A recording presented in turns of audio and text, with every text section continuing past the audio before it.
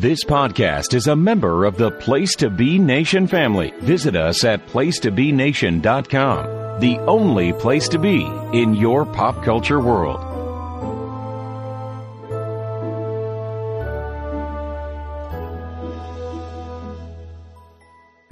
Place to Be Nation, welcome back for a lovely new episode of Bells with Books.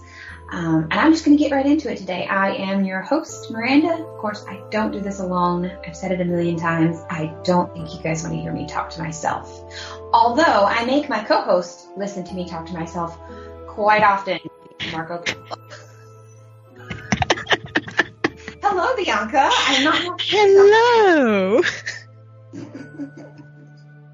I feel like our introductions just get more and more unhinged with each episode. Sometimes. But listen, I have been podcasting on this network now for, I think, going on 8 years, right? In various capacities. If the people of Place to Be Nation don't know what they're getting when they click on a Miranda show, then I don't know what to tell them. Like, I just really don't. So, and if you're new here, welcome. Hope you stay. Well, you know where we won't be staying, Miranda? What? Over on TikTok, there was an author who went super viral. I'm not going to say the handle. No, that would just, like, feed it. Yeah, I don't want to feed it, but that. I want to talk about it. This author went super viral. Yeah. Got absolutely ate up by the people for saying that. One should. Yes. For saying that books, all books, if you're going to rate them, they cannot be rated less than 3 stars. And I would just like to remind the authors out there, like the ones that I follow religiously agree with this statement. So I'm not offending anybody. But reviews are for the readers, not for the authors. They are there for us to give our opinions on what we read. If we don't like what you read, oh well. Right. Deal with it. Take the constructive criticism and do better next time. Or it's like, what is it? We heard from Colleen Hoover once when we went to, you and I went to an event together with our friend Hope. Hey, Hope. And Colleen actually said something while we were there about how she doesn't read reviews anymore. For that purpose, good or bad. And I feel like once you get like past a certain level of, for lack of a better word, fame, I don't think reviews necessarily do anything for you. Mm-hmm. Like, I feel like once you've had a few on the bestsellers list for years and years and years, your name's out there. People like you have a steady audience now. Right. The reviews are more for the people just getting started. Exactly. Well, I mean, yeah. And they're also, not only are they just for the people getting started, they are for the people like you and I that want to know. Sometimes we will read spoiler-free reviews because, like, maybe there's a person we follow that their tastes tend to align with ours. Or, for example, like, we talk regularly. Like, have you read this? Oh, my God, read this, do this, and other things besides reading. But, like, we appreciate each other's taste. So if I see you reviewed something on Goodreads, I'm going to be more inclined to value what you've written. So honestly, reviews are for your peers. They're for people trying to make their way in writing. But I'm not going to lie. People's reviews are what keep me from being a writer. Like, 100%. I'm a Pisces and I'm an overthinker with anxiety. Therefore, I would read every review. Absolutely. And I would take them all to heart. Not gonna lie. But I think that's why you have to find a ground. And most authors are readers. We've talked about this numerous times in the 2-ish years we've done this show now. And I feel like if that author that said this is going out there and also reviewing books that she reads and giving them 3 stars when they should have just been 1, she's also doing the world a disservice. Yeah. Like, I understand. Can you imagine, Miranda, if you were forced to give that horrible AI written book you read 3 stars? Oh my God. Doesn't that just give you like the straight up ick? gave me the complete ick. I'm gonna be honest with you. I saw a quote from somebody, like an actual person that I know that I'm friends with the other day, and she was talking about, and I love what she said. But Janen, you know Janen, she said something about how there's no bad book. It's just not the book for you. And I actually was like, oh, let me correct you. I was like, while I usually 100% agree with you, I had a very bad experience with what I'm pretty sure was an AI written book. That because I'm a glutton for punishment, I absolutely finished in its entirety. And it absolutely was a bad book. Horrible disaster. Complete disaster, for sure. So yeah, I'm with you. I would feel, that would like give me the ick and gut me if everybody was like, now you must give a 3-star review. I also think telling people what they have to review your books is really going to make people not even want to read your book. Wouldn't you agree? Well, like, her reasoning for it was that authors put in so much work for this, they don't deserve to have all of this time just put down the drain with 1 and 2-star reviews. And I'm like, well, if they put in the time, they're eventually going to find their audience that will give them the appropriate amount of stars. Like, her reasoning was totally flawed. Yeah. I mean, listen, I could listen to and plausibly maybe have some grace or give them some grace if they gave like defined, like, here are my, let's just say 5 reasons why I feel every book deserves 3 stars. And then if they went into like actual explanation other than it's such hard work. There are a lot of things in this world that are such hard work. And that still turns out really crappy. 3 stars to this. Yay. You know, like, I don't know. Maybe I'm using the wrong, like, what I want to say exactly, but that just... Nah, that sent literally all of book talk into a tailspin. It did. So it makes me have a really quick question for you, though, because it was book talk related. How do you feel, on this kind of the same vein, how do you feel when there's like a book talker? Because we said they're also, reviews are also for like peers, like when you when you have someone you follow or they are your actual friend in real life and you really like respect their opinion on something. How do you feel when you come across a review from someone that you feel that way about and it's a book that you've already read? Okay, so let's say it's a 4-star, 5-star read for you, and then you read their review and they trash it. Like 2 stars, 1 star. Like, how does that make you feel? Does it make you feel personally attacked? So this actually happened not too long ago. I texted you about it, and I won't mention the name. But I had read a really good book that I rated 5 stars, and then I was scrolling Goodreads, and I saw someone rate it 1 star, and I was like, excuse me, what is this? And I texted you, and I was like, have you seen this? It's an attack on your soul. So there's a tiny like 3% chance, 3%, that I maybe understand what she's saying, but listen, it's like 3% because I think she went about it the wrong way. Yes, so I've had this happen to me twice now. Twice in the span of like a month. One of it is this creator that like I adore. She and I even have like personal conversations in DMs. She's super sweet. She's from like the area-ish that I grew up in. And I love her.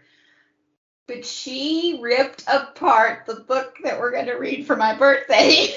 Like nobody's business. And I was Poor like, Miranda. I did. I genuinely, like, my chest hurt. I was like, and then again this morning, while I was scrolling TikTok, there's a girl that I don't follow her as closely. Like, I actually hadn't seen some of her videos in a while, to the point where like my FYP was like 4 of her videos back to back, and I was like, oh, they buried her for some reason. And then I watched one of her videos and I was like, oh, that's why they're burying her from me right now. She ripped apart like every book that has come out of the publisher that did Fourth Wing. Oh, I think I've seen that. Yes, I think you also follow her. Yeah, she was like, nope, didn't like it. Nope, didn't like it. Nope, didn't like it. And I was like, I liked them all. Well, because that publisher does a lot of like fantasy stuff. So they do, but if you don't like fantasy, maybe that publisher's not for you. She likes fantasy. From what I normally remember her reviewing, she said they were all rushed, and she could tell that, and they weren't developed well. She said Fourth Wing should have had at least 200 more pages on it because it needed more development. It's already big. I was like, that's what she said. I like just an imbecile or something? I could listen. We'll have to go into a whole nother talk on another day because we have a lot to discuss today. But I think I could go into a whole nother discussion that actually is talking about like how people critique. Like, okay, so this book, for example, we both loved it. Obviously, it is a hype book. We've had a whole discussion about hype books, yes or no, before. Go find that. I can't remember what episode. I'm sorry, guys. But we've had that discussion before. But people are critiquing some of these books that come out that are supposed to be fun, like they are just like, I hate to use the word classics because we've also had a discussion about that before too, how that's subjective. Well, side note, the hype books was from July of last year, so July 2023, if anyone wants to go listen to that episode. Go listen to that discussion. But I feel sometimes some creators are treating some of these books like they rate it and they're like, oh, well, this was 2.5 stars. I didn't have this and I didn't have this. And the pros, and I'm like, it's a fantasy book about dragons. And there's lots of schmecks in it. Like, what? This is not... It's not highbrow literature. No, it is not. And it's not high academic works either. So I don't know what you're asking for right now. Don't know what you're asking for. I feel like there's certain expectations set on, especially bigger books. Mm-hmm. Like people expect more. I don't know what the word I'm looking for is. They don't want it just simple. Like they think if a book is bigger that it's going to be more complex, and that's not the case. There are books that are more complex though, and are for that kind of mind. Yeah. And I'm not saying that you and I don't have academic minds, but when I want something to be academic, I go to a certain area, right? Like I go to a certain set of things. When I just want to like leave this world because it sucks, I go over here, and that's the fun stuff. So like, sorry, and I digress. We might have to go more in depth on that next month when it's my birthday, and I can just rant for 20 minutes. I'll just turn off my microphone and let you have at it. I'll introduce it. I'll be like, and now, ladies and gentlemen. It's like my Saturday Night Live monologue. Well, for this month's Adaptation Minute, we've got a couple of things to talk about. One, Percy Jackson and the Olympians got renewed for season 2 on Disney+. Woo! We finished the first season last week. It was amazing. I loved it. I still need to watch. Like, I'm not even going to lie. I've been going back and forth because, this is my year of either reread or completing series, right? Yes. So I've gone back and forth because I do want to watch this. So I'm trying to decide, do I read all the books again or do I just watch it? Because I've read them multiple times. So there are changes, but I agree with most of the changes that the show made. Mm-hmm. They either updated some things because we talked about this earlier. Percy Jackson's rather old. Yes. We're not going to discuss how old it is. And sorry. It makes me feel good that something is making you feel old for once. But I agree with the changes made. The only thing that I cannot wrap my head around in the show is that the god Hermes, he's supposed to have the most children. Therefore, he's the most active god. Yes, if I remember he gets around a lot. If I remember from mythology, Hermes was the one that had fathered the most demigod children. Yes. And so my line of thinking is that, Hermes is going to be like this hot stud looking of a man. Yeah. Tell me why they chose Lin-Manuel Miranda as Hermes.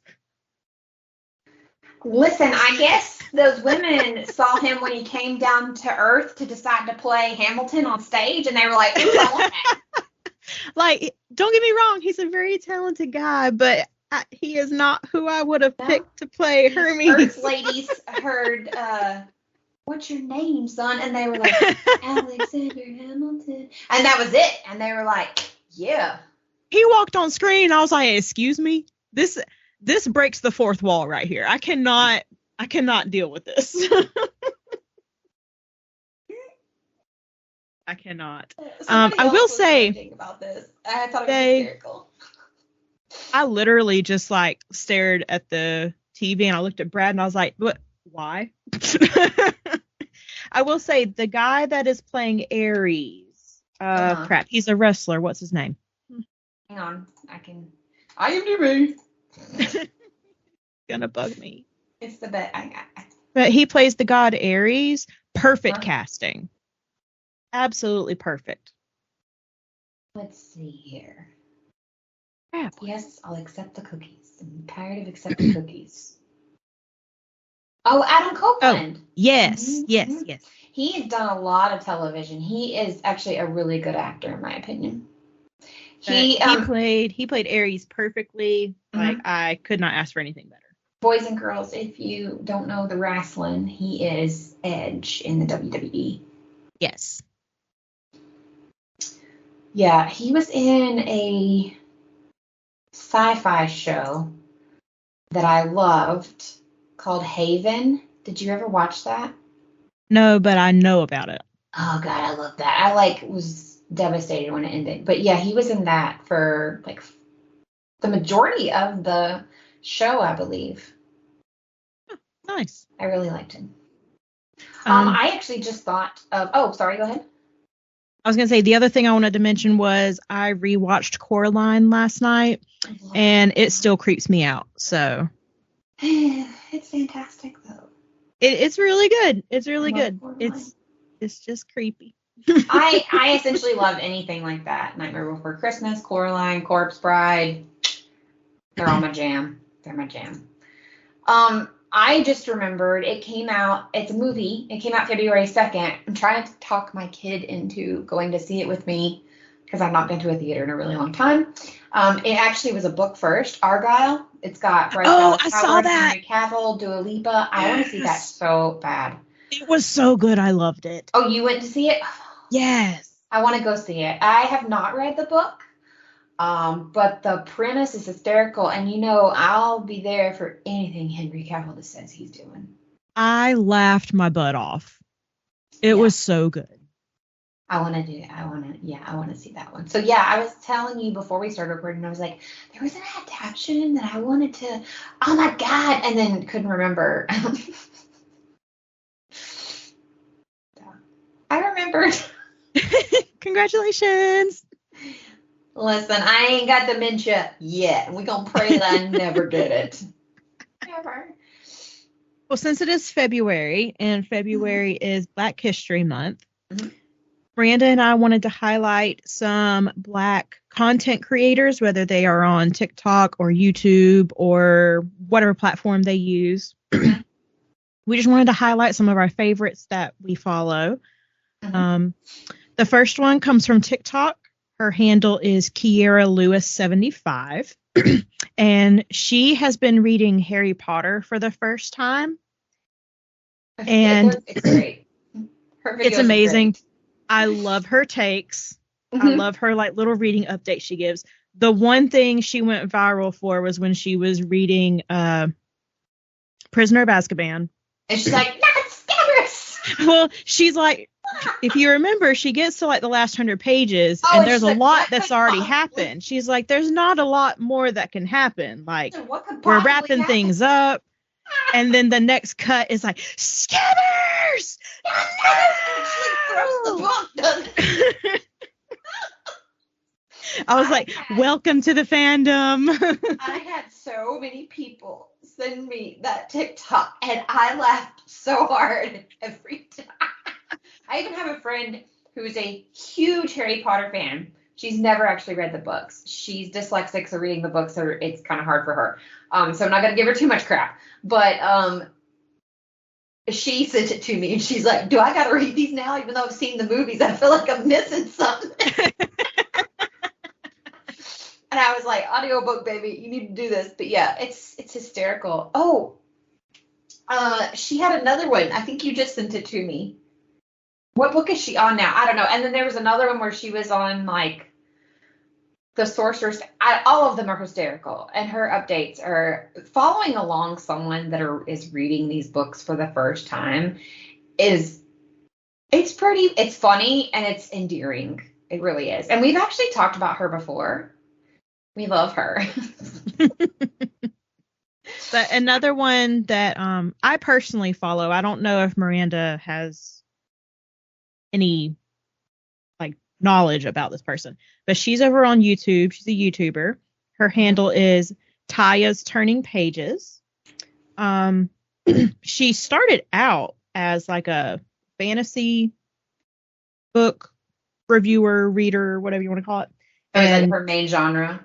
Yeah, but over the years she has branched out, and now she does like book hauls, and she'll read like entire series and review them. Basically her whole thing is just books now in general. So go give her a follow. She's very entertaining. She's very knowledgeable. Yeah. So Talia's Turning Pages. That's Tayah. I just thought of somebody book related that I wanted to like mention again. I can't remember his handle. I feel really bad. But do you remember the guy that both of us started following because he was learning how to read? Oh yeah. Yes. He is a Black book talker.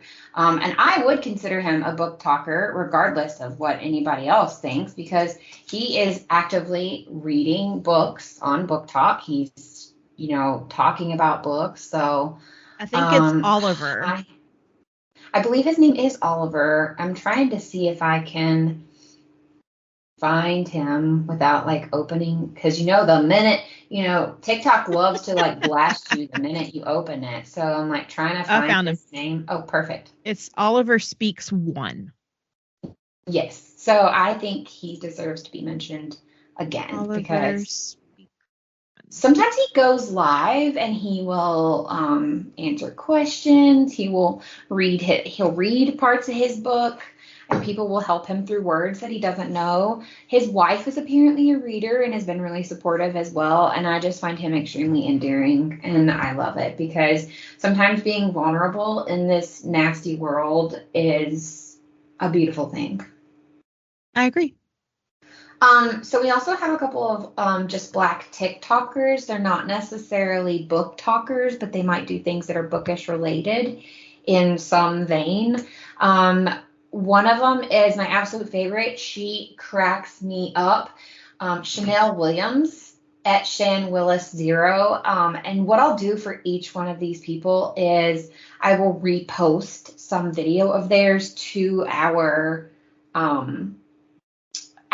TikTok, because you can do that. And then I'll show them to all you guys so that you can go follow them easier. Chanel Williams is the one that does the Professor McGonagall impressions. And in my opinion, she is the best one on the internet.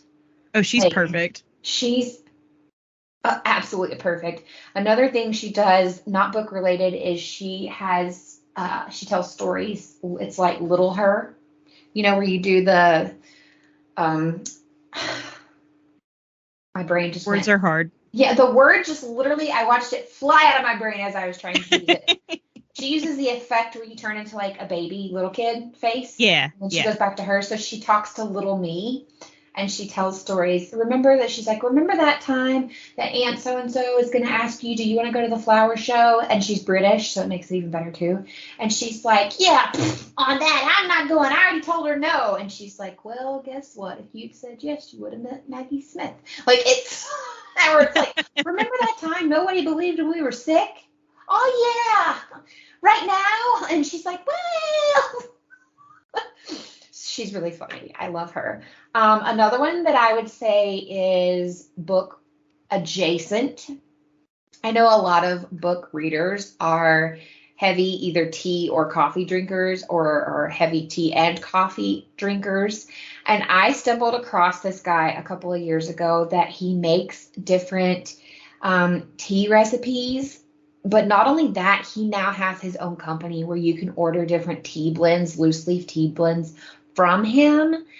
I followed some of his like, hey, I use like a coffee press from IKEA to make certain teas now. Like I just followed a few things that he recommended and my tea game is on point. I love him. His handle is at Minty Bong Water. Fantastic handle. So I love it. He is just a pleasure to follow. So if you're a tea gal like me, go over there and get you some tea. And then you and I think, both follow the next one. Jordan?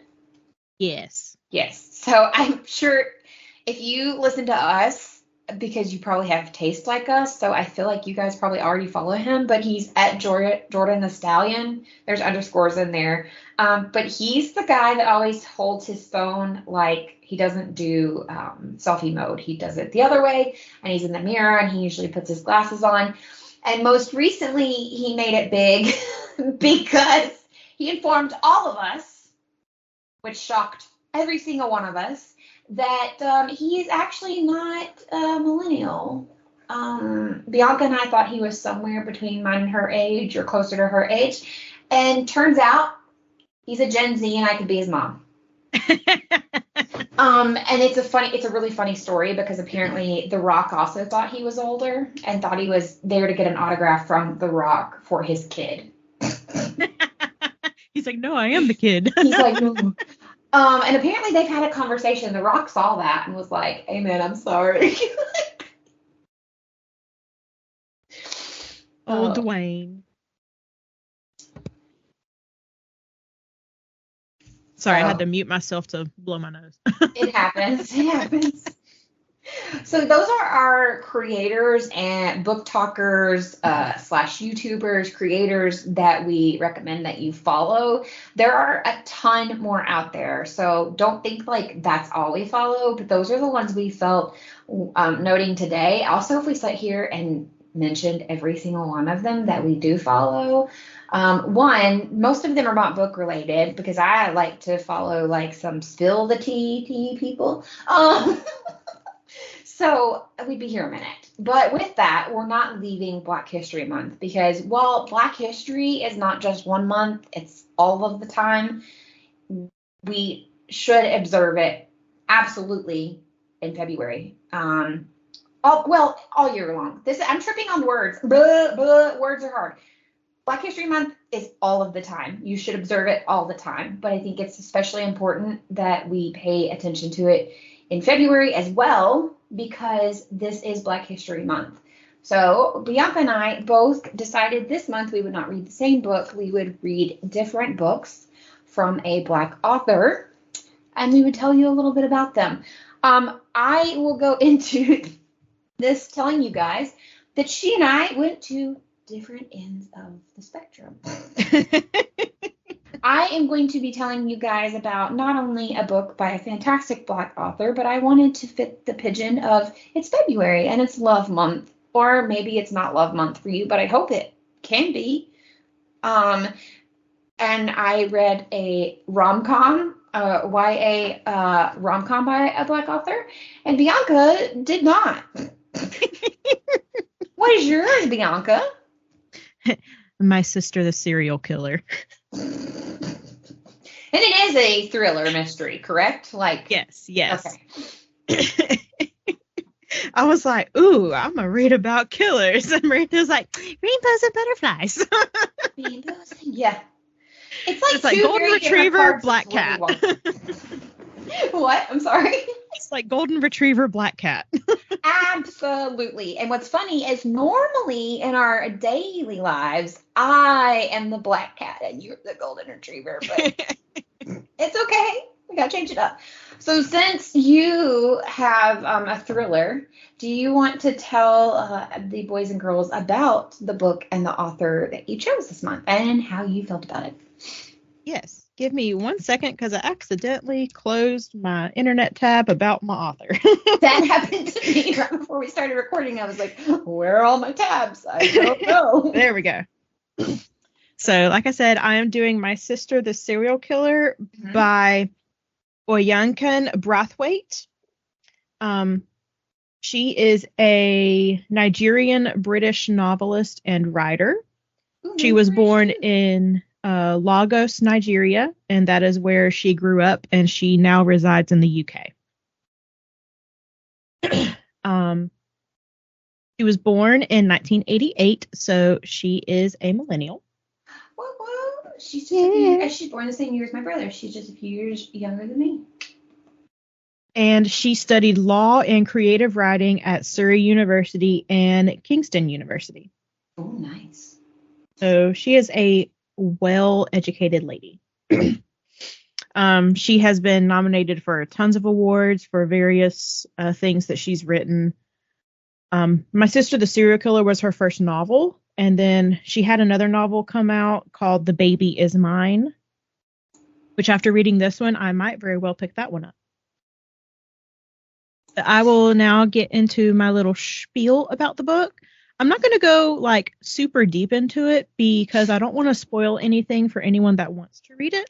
I'm going to do the same with mine. Okay. One, there are no like chapter 1, chapter 2, chapter 3, so on and so forth in this book. Oh. Each of the little, I don't even call them chapters because I'll just say sections because they only last like 2 and 3 pages. It's just titled 1 or 2 words. And the very first sentence of the book immediately grabbed me. I bet you didn't know that bleach masks the smell of blood. It does, but then you're breathing bleach. But okay, let's proceed. So she gets a text from her sister one night as she is sitting down to dinner. She has to go and help dispose of a body. You good over there? Sorry, I was trying to mute myself so I could also blow my nose. Weather changes, man, okay? Also, just so you know, you are someone I would help get rid of a dead body with. Thank you, I appreciate that. You're very welcome.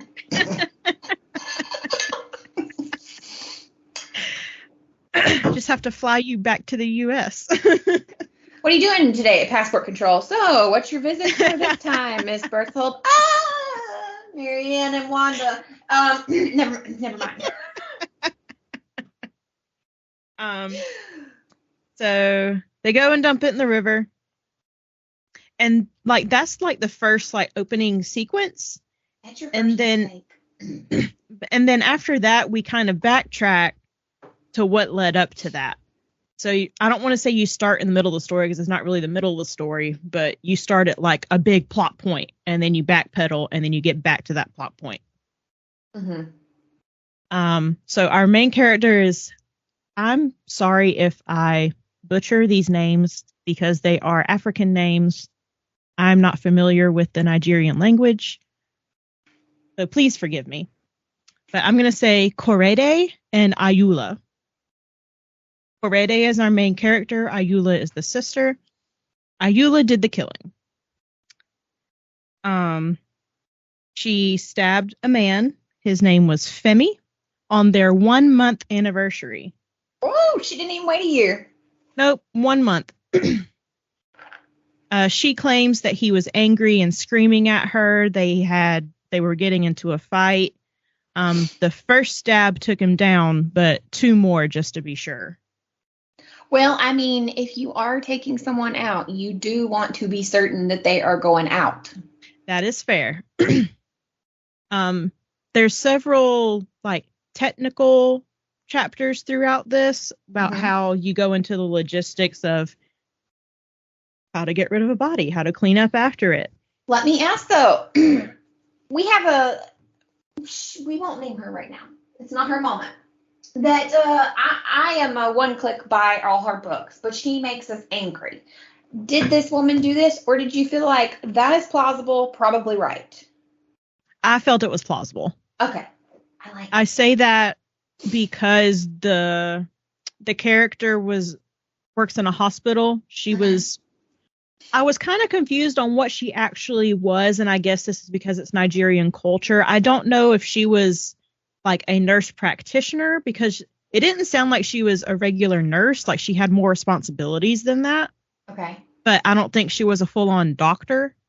Okay. So she works in the medical realm. Gotcha. And just the way she was describing things, it made it very believable. So I bought into it. Like I said, Korede, she works in a hospital. She also has a coma patient there. His name is Mutar.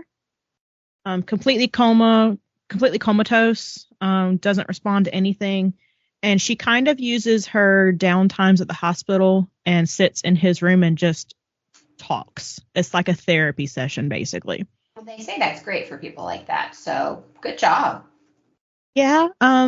Except that she spills what happens. Oh, not good job. Yeah. That kind of comes into play later. There's also a lot of flashbacks in this book. You get flashbacks to both Korede and Ayula's childhood and how they grew up. They had a very abusive father. As it turns out, Femi was not Ayula's first kill. And this is why it's called My Sister the Serial Killer. I was gonna guess that, but yeah, Yeah.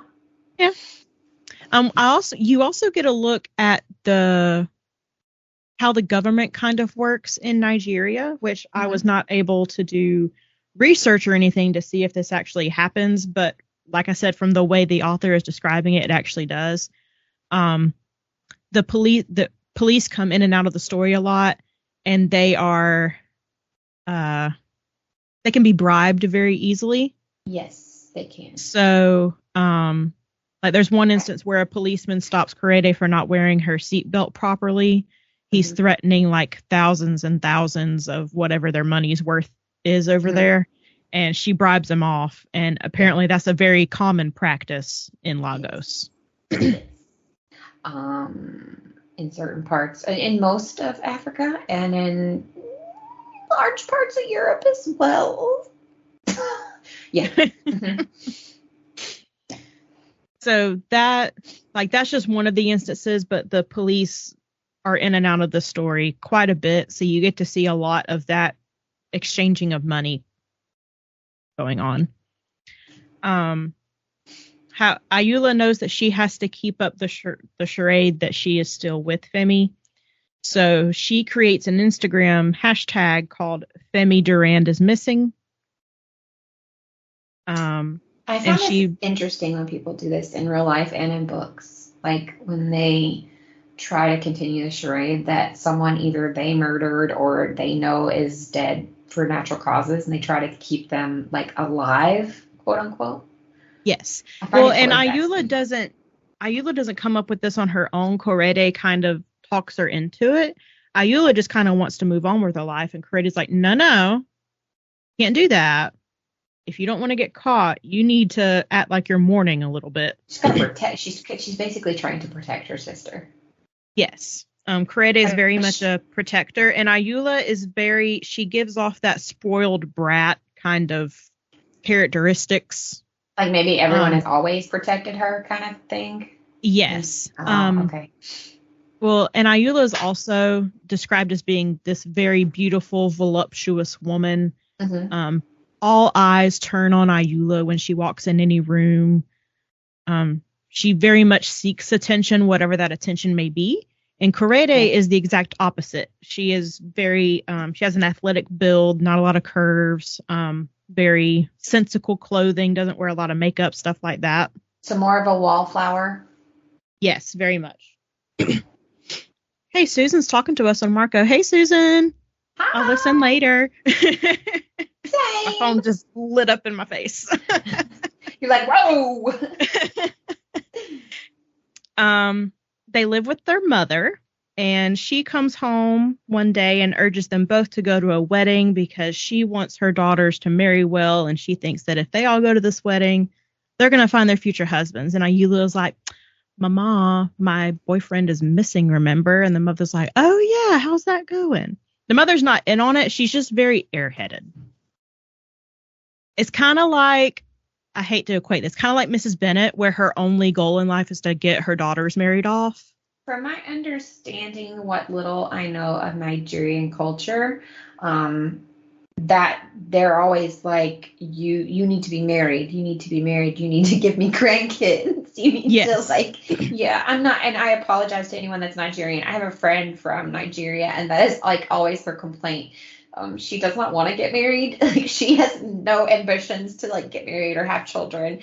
That's not for her. And her mother is always like making comments, and it's like, I should have a grandchild. All my friends have grandchildren, before I die. Oh, like her mother's like very dramatic about it. So yes.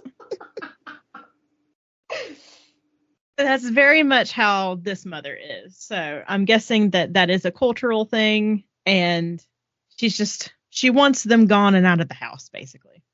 That too. The hospital that Kurede works at, there is a doctor that works there. What was his name? Tade. His name was Tade. He's always very kind to Kurede, and Kurede has like a secret crush on him. This whole book is told from Kurede's point of view. Mm-hmm. I kind of wish I would have gotten Ayula's POV. Like maybe it alternated between the two, or just the one, or just a couple of times, because I feel like it's very biased, which I mean, I understand the book is called My Sister, the Serial Killer. So right. We're going to read about the sister and not have it from her point of view. I just feel like it would have been very interesting to see inside of Ayula's brain. Because, like I said, Kurede has a crush on Tade. But one day, Ayula just randomly shows up at the hospital wanting to have lunch with Kurede, and Tade is immediately taken with Ayula. Like, rushes up to her, talks to her, immediately gets her number. They go on a date, like, that week. I guess that's what he wants. I guess so. And Kurede, in the meantime, is trying to convince Ayula to give her the knife that was used to stab Femi. Wait. No, that should have gone in the river, too. Like another part of the river. Ayula wants to keep it so that she can have a part of Femi with her. Sorry, I almost said a bad word. That's how you get caught? There's quite a few chapters of Kurede trying to convince Ayula to give her the knife so she can get rid of it. And Ayula's just like, no, I want to keep it. It's sentimental. Listen, she definitely a serial killer then. Over here saving trophies. What my? Oh my.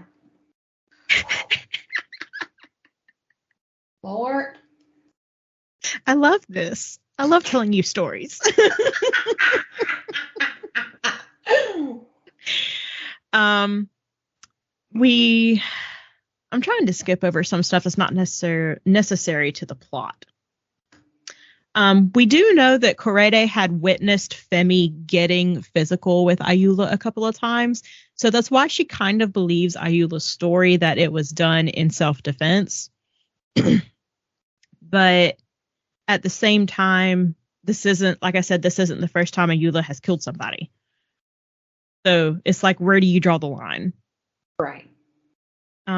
One night, Corette sneaks into Ayula's room to try to look for the knife, but Ayula catches her and is like, get out of my room, you're not going to find it. And Corette's like, man, whatever. They're not the most loving sisters. What's your take? My take is that sometimes different cultures love differently. And I'm wondering if it's a cultural difference, or if it's just the author is trying to tell you, like, they're not that loving to each other. Well, and I think it's also that they really don't have anything in common besides growing up together. Like I said, they're complete opposites. Mm-hmm. They really don't interact that much. Like, it was weird for Ayula to come to the hospital to see Corette that one time. It was just super weird, and it was out of character. Okay. And Corette never really figures out why Ayula came to the hospital, because surely it couldn't be to have lunch with her. Like, that question's just kind of left hanging there. They do live in a large house, and they used to have help to keep it up. But since the dad died, they've slowly had to let things go. Right. Because they couldn't make ends meet, stuff like that. Like I said, the mother is rather absent in their lives, just kind of checked out mentally, except to encourage them to get married. Ayula's painted as a spoiled brat more than a functioning human. In Corette's words, she can barely make toast in the toaster. And Corette is trying to teach Ayula how to cook. There's one dish that's mentioned a lot. It's called EFO, I think is how you pronounce it. It's EFO. I looked it up. It looks delicious. I think I heard about this. So I love this show called Bob Hart's Abishola. And the majority of the characters in there are Nigerian, so they talk about, like, a lot of these things. So it's like a stew? Ifa. Ah, okay. Ifa. Cool. Oh, well, that's why I was like, I gotta look this up. I feel like I've heard him say it before. Oh, yeah, it looks absolutely delicious. I know sometimes when they have, like, they don't show them, like, hugely, but, like, the camera will pan down, like, what's supposed to be, like, their after church buffet sometimes, and I'm like, oh, I want it all. Don't know what it is, but I want it. But that particular food is named a lot throughout this book, so I'm guessing it's like a staple in their diet. Like the comfort food of... Yeah, I think so. But Ayula's not really taken to cooking. She wants everyone else to do it for her, basically. Let's see. Drinks. Corette tells Ayula that she doesn't want her to date Tade. They had gone on, like, one lunch date, and Tade came back to the hospital, like, on cloud 9, just telling Corette, I can't believe you've never introduced me to your sister. She's wonderful. She's so sweet. And Corette's thinking, she's a murderer. I don't want you anywhere near her. And so she goes to Ayula and is like, hey, don't date the doctor dude. And Ayula is basically like, too bad, too sad. I'm going to do what I want to. Ooh, that's a tough call. I didn't even think about that. Like, I have siblings. I don't know how I'd be if that's a good question. Would anybody that wanted to date them after that, would I be like, don't do that, you're going to die? That's what she was like, I have to protect him. Like, there's a good chance he might die. Hay doesn't really listen to her. Ayula just says, no, I'm going to do what I want to. So Corette tries to wear makeup to work and kind of, like, seduce Tade. But it throws Tade and literally everyone else that works at the hospital off because, like I said, she never wears makeup. And they're just like, are you okay? It's another out of the ordinary event taking place. Yes. She ends up going to the restroom and washing it off. Like, she's like, no, I can't do this. Tade starts sending Ayula bouquets of flowers every day. He starts out with orchids, and You Ayula sound strong. yes, and Ayula texts him and says, "I actually prefer roses." Oh, And that afternoon, a bouquet of roses show up. well now. Ayula goes to post the pretty flowers on social media, but Kurede has to be like, no. You're supposed to be looking for your missing boyfriend. Right, You can't be posting. You're mourning the disappearance of your boyfriend. You can't be posting these flowers. Again, this is how you get caught. And Kurede is explaining this, and Ayula basically just sits there and pouts like a little spoiled brat, and is like, I never get to do what I want. If you can't tell, I don't like Ayula. Oh my God. That night, Kurede cannot get to sleep. She's just worried that something is going to happen to Tade. And she goes downstairs, and in her anger, she tears apart the flowers and leaves the petals scattered everywhere. So when they wake up in the morning, Ayula comes down, and her flowers are completely destroyed. It's the ghost of the boyfriend you killed. And Ayula knows that Kurede did it. Like, she can't prove it, but she knows she did it. Well, I mean, yeah. Yeah. Then we go to another plot line that involves their dead father. Their aunt, their father's sister, wants to throw an anniversary party for the death of the dad. Okay. The party that she has planned is way too lavish for everyone's budget, and the sisters don't really want to celebrate their abusive father, so they are not very enthusiastic about this plan. I mean, I don't think I would want to celebrate him either. Yeah, but the aunt just kind of bullies them and is like, no, we're going to do this. Because the aunt doesn't really... Like, she knows he was a forceful man, but she doesn't know the extent. It's someone that saw him in a different light. It's like, like, not interrupting what you're explaining, but like, you and I could meet a person, whether they're like your family, my family, it doesn't matter, and you could totally adore them, and I could be like, they're a like, you get everybody gets a different version of a person. That's just life. Like, yeah.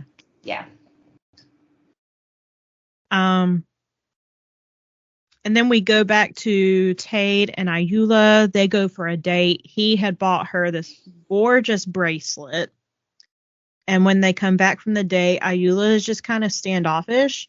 And 2 weeks go by and they don't talk. And Tade is absolutely out of his mind. Like, he doesn't know what happened. He doesn't know why Ayula has suddenly lost interest. And he's kind of hitting up Kurede, like, can you please talk to your sister? I want to know what happened. I want to continue seeing her. And Kurede's like, I don't want to get in the middle of this. Leave me out of this. Let's see. Going back to Femi, the disappeared boyfriend, his family had hired a cleaner to tidy up his, I think he lived in like an apartment or a condo or something. It wasn't a house. But they'd hired a cleaner to tidy the place up so that they could get it ready to sell, because he's been missing for a couple of months at this point. And they can't keep paying the rent on it. The cleaner found a bloody napkin hidden in the couch cushions. Ayula tells Kurede that she had hidden it there. And Kurede's like, why would you hide that there? What was the point and purpose of that? And Ayula can't really give an answer for it. She's just being dumb, basically. Next, one of Femi's neighbors tells Femi's sister that he had seen two women leaving Femi's apartment the night he went missing, and he was fairly certain that one of them was Ayula. Ayula now needs a plan. The police show up to question Ayula. She does a fairly good job at lying to them. And the story that Ayula gives is that Ayula and Femi had gotten into a fight. She had texted Kurede to come pick her up in her car. So Kurede had come to pick her up, and that's when they broke up and Femi went missing.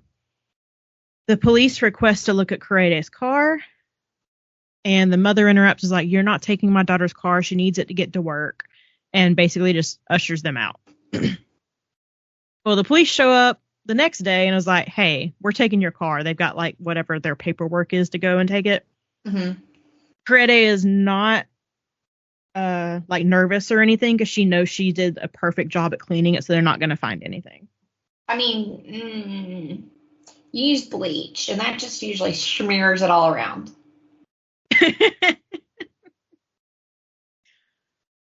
Sorry, I got some words for this lady. Not the author, the character. The one character. I have feelings. You have feelings. I have feelings, and I haven't even read this book. I'm about to, though. Well, they end up holding the memorial for their father, and Tade shows up for Ayula, but he leaves like very shortly after. He doesn't stay or mingle or anything. The next day, a random man shows up at the house asking for Ayula.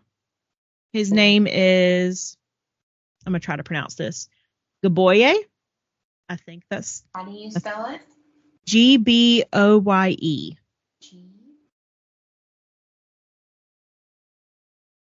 And he's not a very attractive man. Corede describes him as kind of like short and stumpy with a very round belly, middle-aged, like not the best looking guy. It turns out that he is also married and has been seeing Ayula on the side for a very long time. No, ma'am. Know your worth. She is a sugar baby. He has been funding her little adventures that she goes on, like any trips she wants to take, any shopping sprees. And that's actually why she didn't talk to Tade for a while, is because she was off with Gaboye. Just kind of left him in the dust. Boyega. Hang on. Boyega. Sorry, I was listening to how to pronounce. Boyega. Well, that makes no sense. Listen. If you saw how you say my name over here, you would also be like, well, that makes no sense. And then we get a few flashbacks of their father, and it turns out their father had been having an affair. He had brought her home one day and didn't know that the family was home. The mother confronts the woman. The father is like, you're not going to talk to her that way. And he ends up beating the mom. And then father just acts like nothing ever happened. Like everything's back to normal. And it kind of ties in with what Ayula is doing now. Corede gets curious and looks up Gaboye / however you said to pronounce his name. Boyega or something like that. Boyega. I just forgot. But anyways, Corede looks him up and she finds his wife, and she's absolutely gorgeous. And it turns out that the day she is looking them up is the day of their anniversary, and the wife has been posting all of these anniversary appreciation posts all over social media. It's like, I love my husband and my family so much. Look at everything that we've accomplished throughout our marriage. And yet, here, Ayula, Gaboye and Ayula are going on a trip on their anniversary. And Corede just feels like terrible. Like, it literally hurts her heart because there's nothing she can do about it. Yeah. There's a lot of gray characters in here. Mm-hmm. The police eventually bring Corede's car back. There's nothing wrong with it. They didn't find anything, but they do kind of extort her and is like, we'll give you your key back if you give us X amount of money. So she has to pay to get her car back from the police. Oh, yeah. Yeah. That made me mad. Well, if it was impounded. Or no, you said they took it to... Yeah, they took it to inspect it. To inspect it. Yeah. Because of suspicion in relation to the disappearance. Yes. Okay. But they didn't find anything. They still made her pay for it, though. That's dumb. Yeah. They were treating it as an impound, probably, is what it sounds like. Ugh. the next day, Tate is like sulking in his office because Ayula hasn't talked to him since their father's celebration thing. And Korede goes in there and like tries to comfort him to let him know that it's not his fault, it's Ayula's. And somehow the conversation gets turned around on Korede being a bad sister and how she's not giving Ayula enough attention. And that's why she seeks all these other men's attentions, because she doesn't get it at home. What? Let me tell you, the way that Ayula has her claws in Tade and has like brainwashed him. Is that have they had any Bianca Nono times, like even closed door? It's implied. It's implied? Yeah. There's no way it's that good. I'm just going to say it right now. I will be the one to say it. Ayula returns from her trip to Dubai with Gaboyega, however you said to pronounce the name. And it turns out that Ayula returns alone because Gaboyega has mysteriously died of food poisoning. Of course he has. And Korede ends up looking up the death certificate for him just to see what the actual coroner would have said. And they put food poisoning. But Korede's like, did he really, though? Like, how was he poisoned? Like, I cannot trust my sister. Like, did he get some bad pork, or was there rat poisoning in his food? Yeah, There's that's a what difference. she's wondering. Yeah. Man, But the medical records don't really say anything. So Korede is just like, even more on edge than she already was, because and this I feel is like sorry. I was gonna say, I this feel is like if you 2 can pay men off in the 1 cops- year. Well, if you can pay off the cops, you can pay off the medical examiner. That is true. That's the thought I just had when you said that. Cade somehow gets word that Ayula is back in town, and he shows up for dinner that night, and Korede is just fuming that she can't even sit at the dinner table with them, and she ends up locking herself in her room for the night. And I'm going to skip over that. I'm going to skip over all of that. I think I'm going to actually... Oh, okay. So the next day, Korede goes back into the hospital, and all of the workers are like in a tizzy, and she's like, what's going on? And they're like, Motar has woken from his coma. And he's been in a coma for like 5 years now. Like, they did not think he was going to wake up. So everyone is just like on the edge of their seats. And Motar is specifically asking for the woman who had been talking to him almost every day. So she immediately knows that Motar knows everything. Because sometimes they remember, they wake up and they remember everything. And then other times it's like,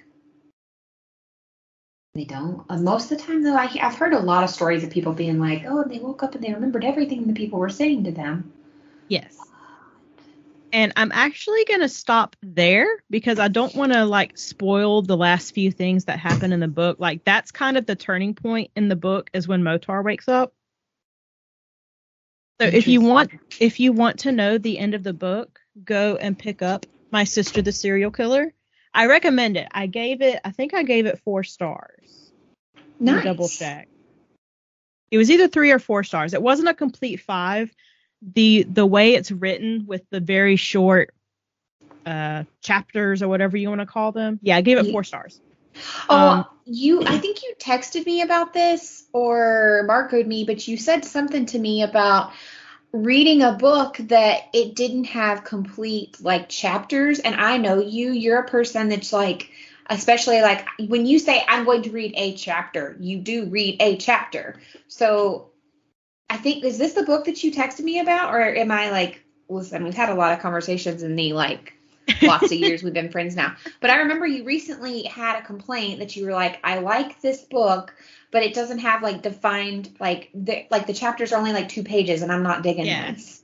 Yeah, that's how, because it's very abrupt. Like, everything I told you, those sequences happen in like 2 and 3 pages. So you're going from this celebration of their father's life to, oh my gosh, she's on a vacation and the dude she's on vacation with just died of food poisoning. Then I like think I would have liked the other POV, like you mentioned, like where maybe if the pages are that small, you get like one from one sister and one from another. Yeah. That would have been really cool. Yeah, it was Maybe just very abrupt going from those little short chapters because you never know what you're going to read on the next page, literally. Mm-hmm. So it felt kind of whiplashy. But the story itself was good. I liked the twists and turns in there. So yeah, go read the ending for yourself, please, and maybe give you me should feedback. tweet the author and tell her that you loved her book, but you would really like to get it from the other sister's perspective. That would be really cool. Like, yeah, but then do I really want to read it from Ayula's point of view? I need someone it's kind of else's. like those parts where they're like, I hate to use this as comparison, but like in Twilight, how sometimes you just want the other person's perspective. Yeah, that's true. And you get a different sense of the story, even though it's the same story. Because it doesn't necessarily need to be Ayula's point of view. I just feel like it needs someone else's. Like, I'd even be happy with Tade's. Just to see how right. Ayula got him to that point of, would be cool. She's cheating on me, but it's because she doesn't get love and attention from her family. She has to go and find it elsewhere. And obviously, my love and attention is not enough for her. I need to make it enough for her. That is crazy. That would be interesting, though. I think I think that's really cool. Well, we're going to switch gears and talk about your cute little YA rom-com now. Yes, it is a cute little YA rom-com. I do think it's funny, but we didn't tell. Well, we had a brief discussion when we picked this as our topic for the month. And I was like, "Ooh, I could do this, or I could do this, or I could do this. What do you think?" And you were like, "I don't know. Do what you want." And I ended up going with this one because I wanted it to also. Last year we did like love, well, kind of, sort of, and we read Geneva Rose together. So hence us doing separate this year for the month of February, and I figured it fit into both categories. For me, like we weren't necessarily covering Valentine's Day, but we wanted to do Black History, so I thought perfect. So let me tell you really quick, Bianca, how excited I was that I finally read this book. I'm holding it in my hand, and guess what kind of book it is? Is it a floppy book? It's a floppy! Oh my god. Yeah, it's a floppy. My favorite. Here's some book ASMR. There you go. It's my favorite ever. So this is by Talia Hibbert. It is highly suspicious and unfairly cute. And it's fantastic. I will say, so she is British and she uses a lot of terms in the book when she's talking about like a barrister or A-levels or quotes that they use there, like slagging off, like things that we don't necessarily say. And what I appreciated, even though I watch a lot of British television and read a lot of British authors, it was nice that there was a glossary in the front for that. And it's not very large. It's like 2 pages, but it was really nice to have that.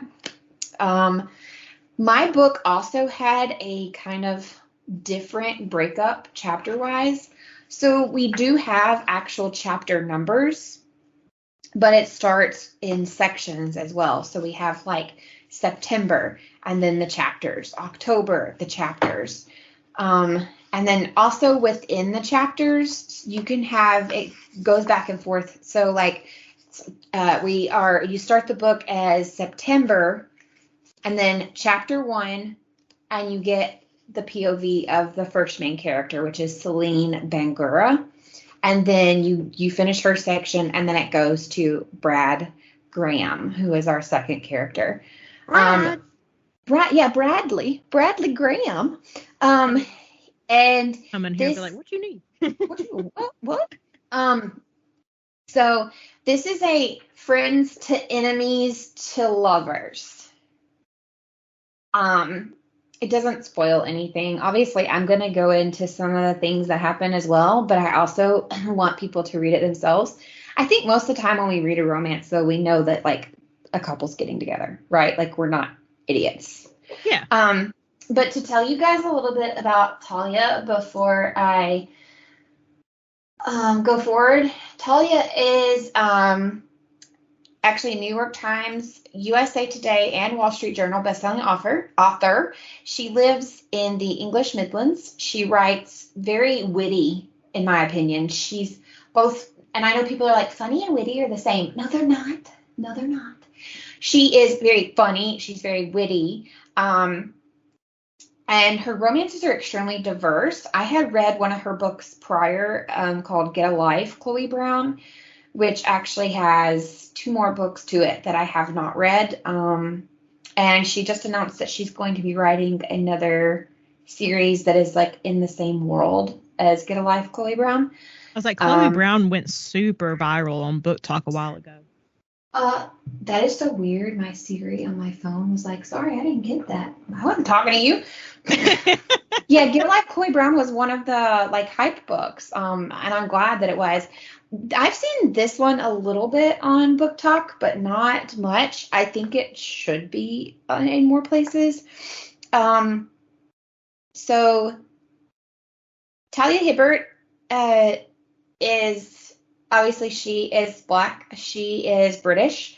I looked up everything I could to see if her family had like lived somewhere else and then came to England, or if she's just always been a Brit. I could not find that information.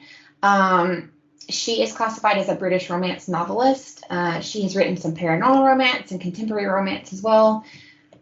She has really struggled with some mental health. Talia is actually also autistic and part of the queer community.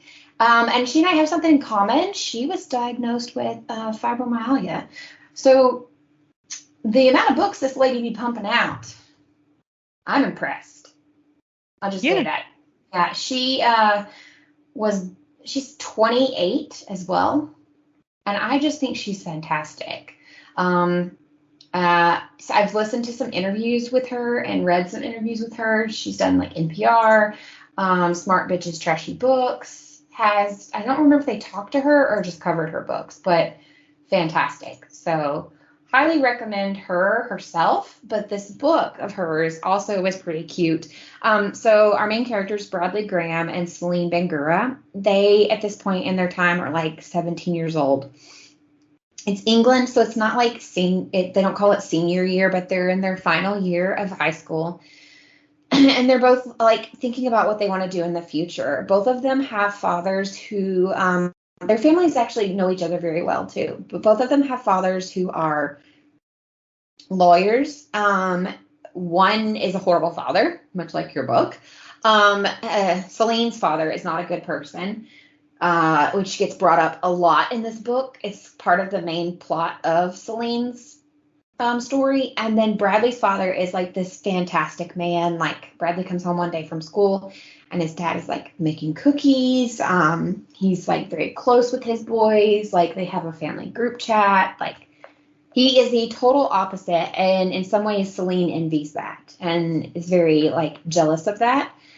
Which, I mean, I can understand. So for the longest time, though, I will be honest with you, they keep talking about, like how they fell out as friends, because apparently they grew up like best friends. On the back of the book says it was because Brad decided he was too cool for Celine, which you learn later is not entirely the truth. It was like, what is it you and I always say? Communication. Why do we pick books with communication tropes? This one wasn't too bad, but they're really young. They're like 13. He gains new friends and joins new hobbies. And she saw that as like, well, he doesn't want anything to do with me. And that was never the case. She just assumed that. Like, oh, okay. Yeah. And then I guess they tried to have a discussion about it. And she didn't say, what's wrong? You don't want to be my friend anymore. It was more of like, she went straight at him accusatory. So he was like, you know what? Fine. I'm not dealing with this. So it wasn't necessarily that it was a communication trope, but I think it was there. I mean, this is a YA book. So the issue, they're falling apart, happened when they were like 13. So, I mean, it makes sense that they would handle it that way, you know, like. Yeah. I mean, when you're that young, you don't have enough life experience to know how to handle those type of situations. Exactly. And especially if, like, the more you learn about him, like, he's, if their families are both friends and they come from this life where they have, like, her father was this, like, had a secret family kind of thing. And then his dad is, like, this perfect, like, very well-rounded, fantastic father. I'm sure, like, that lends to it as well. She's like, oh, just go be perfect, like, she also has some, like, different interests. What I love about her is, so she is Celine is kind of sort of a semi-famous TikToker. She does conspiracy theories. That's my girl. Right? So she's obsessed with conspiracy theories, and I loved it. She talks about some, like, they don't touch on all of them, but there's some of them, like, they kind of mention, like, ghosts and Bigfoot and UFOs and aliens, because at some point they're having, like, a tat with each other, which I will say, they're, like, they do banter well with each other, but sometimes when you're, as, like, an almost 40-year-old woman, when they're bantering, you're like, this is kind of childish. Oh, wait, they're 17. Like, Yeah. Yeah, and it's also kind of funny. Like, I audibly laughed multiple times when they were having, like, tit for tat with each other. And at one time, she's when they actually bring up and start discussing the like, you changed, they actually bring up the conversation of what separated them as friends to begin with. She's like, it's like you're and he like says it before she can, because she doesn't want to say it, and he, like, realizes, like, oh, the conspiracy theorist in her, you mean alien? And she's like, yeah. So both of their fathers are lawyers, and so she is dead set that she also wants to become a lawyer. I don't think this spoils anything, but she tells you pretty much from the get-go that the reason that she wants to become a lawyer is because she wants to become the best lawyer. She wants to be so good that her dad's agency, because, like, mind you, he has nothing to do with them. Like, he basically, I think at one point in the book, her sister refers to him as, she says to her sister, he just sends obligatory automated payments. That's all we are to him. That broke my heart. That's sad. It's very sad. But so Celine is determined, like, I am going to, like, max my A level. So basically in like, American terms, she wants to be, like, valedictorian of her class. She wants to have top GPA, go to the best school. She's wanting to go to Cambridge and graduate as a lawyer and become the best lawyer, and that way in 10 years, like, his firm will be begging for her, but she'll have her own, and she can, like, show him that she didn't need him anyway, that she had everything she needed. So, like, which that becomes a huge discussion, because people start asking her towards the like, middle end of the book, like, is that really what you want, or are you just wanting him to see you? Like, yeah. What do you really want? So it does, there's a lot of questions about becoming an adult in this, like, questioning, like your choices and your life decisions. Bradley also says he's going to go be a lawyer, but secretly he wants to be a writer. And, like, the little lady down the block even knows it. Like, nobody else does. But the little lady down the block somehow knows it, and even comments to his dad, like, that boy shouldn't be going to Cambridge to be a lawyer. He should be winning a Hugo Award. Aww. So, yeah, like, and that comes up very early on into meeting Bradley and his family and his character. But what happens is, in their arguing at the very beginning, there's an accident, which causes Celine not to be able, and she also doesn't have a car, so she can't, like, drive herself. And I guess for whatever reason, and I don't know why, plot, maybe, Bradley decides, I'll drive you. It's, like, my fault, whatever. Because she has decided that there's this, like, lady she worships, Catherine. I apologize, I cannot remember this character's last name, but she's, like, I hate using this word, but I don't know how else to describe it. She's, like, the girl boss of this universe that this book is written in, okay? She's, like, the first black this, and she's, like, a very successful lawyer, and she runs, like, she usually has these amazing internships that are only for college students, and these amazing, survival course kind of things, but not in the way that you sense. It's, like, for team building and stuff that she usually runs And for the first time ever, she's going to do one where she allows high school like seniors to attend. And if they like make it all the way through, the grand prize is scholarship. And obviously Celine and Bradley. Celine really wants this. So they go to this, sign up for this 2-part survival course in the woods. Turns out, though, Brad ends up right there with her. And they're forced to work together for the chance to win this grand prize. And so they're not like just really trudging through like dirty, muddy kind of stuff, but they're also, this is when they start bringing up the past and being like, but you left, but you did this. At the same time, they go to the same high school together. So it's blurring into like, we haven't talked much in like years, and now we're at school together every day. Our families are still super close. Oh, and now we're both competing with each other in this like survival thing. He's kind of described as like Mr. Jock. Like he joined the soccer team. That's part of their falling out. And she obviously is a conspiracy theorist. I think she sounds cool the way they describe her. It's like she has, my understanding is she has like these braids, but the 2 braids that she leaves out of like her ponytail or whatever in the front are like a different color. And like her style just sounds super cute, like, and very her, if that makes sense. Is that her on the cover? Yeah, I'm pretty sure that's almost a 100% accurate description. They never really described that she wore t-shirts like that, but I'm assuming if you're a conspiracy theorist, you would. Yeah, that's true. Yeah. So,